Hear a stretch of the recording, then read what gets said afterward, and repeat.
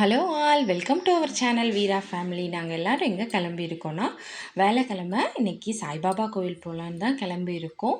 எல்லோரும் கிளம்பியாச்சு, எல்லாம் பேசிகிட்ருக்கு வீடியோவுக்கு. அப்புறம் காரில் ஏறி உட்காந்து கிளம்பி போயிட்டுருக்கோம். வேலைக்கிழமை ஹஸ்பண்ட் வீட்டில் இருந்தாங்கன்னா கண்டிப்பாக சாய்பாபா கோவில் போயிடுவேன்.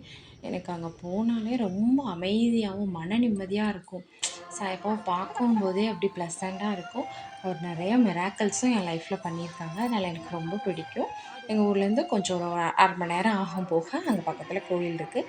அக்காலாம் வந்திருக்கனால அக்கா, எங்களோட அத்தை, அப்புறம் பசங்க எல்லோரும் சேர்ந்து கிளம்பி போயிட்டு எல்லோரையும் கூட்டி கிளப்பி போகிறதுக்குள்ளே அங்கே சாய்பாபா கோயிலில் மதியம் ஆரத்தி ஸ்டார்ட் ஆகிட்டு ஒரு சாங் முடிஞ்சது. நாங்கள் அதுக்குள்ளே போயிட்டோம். ரொம்பவே சூப்பராக இருக்கும். நல்லா ப்ளேஸும் அப்படி நல்லா காற்று வரும். ரொம்ப ப்ளசண்ட்டாக இருக்கும். இப்படி கோயில் போனாலே மனசு நல்லா நிம்மதி ஆயிடும். பாருங்கள், சஞ்சுவும் ஜாஃபியும் கையை விடாமல் போகிறாங்க. ஃப்ரெண்ட்ஸ் அவங்க கேட்டால் நாங்கள் 2 பேரும் ஃப்ரெண்ட்ஸ் அப்படின்னு சொல்லியதுங்க. ரொம்ப ஜாலியாக போயிட்டுருக்கு. அப்புறம் போய் உட்காந்து சாமியெல்லாம் கும்பிட்டுட்டு வெளியே உட்காந்துட்டோம். உள்ளே வந்து கூட்டமாக இருந்துச்சு. வெளியே வச்சா பிள்ளைங்களும் கொஞ்சம் நடந்து விளையாடும், இல்லைன்னா அழுதுறக்கூடாது, அடுத்தவங்களுக்கும் டிஸ்டர்பாக இருக்குன்னு சொல்லிட்டு வெளியே உட்காந்துருந்தோம். அப்புறமா சப்பரம் தூக்கிட்டு வருவாங்க இந்த கோயிலில். எப்போவுமே இது நடக்கும் 3 தடவை கோயிலை சுற்றி.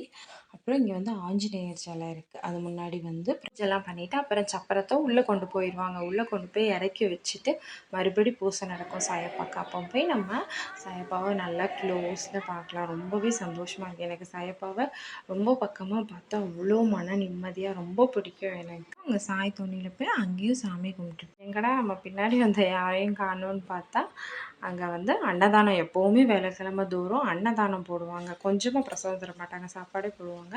அங்கே போய் உட்காந்து நாங்களும் நல்லா சாப்பிட்டுட்டு சாயோட பிரசாதமும் கிடச்சிச்சு, சாயோட ஆசீர்வாதமும் கிடச்சிச்சு. அப்புறமா கிளம்பி வீட்டுக்கு வந்துட்டோம். என்னோடய வீடியோ பிடிச்சிருந்தா மறக்காமல் சப்ஸ்கிரைப் பண்ணிக்கோங்க. பாய்.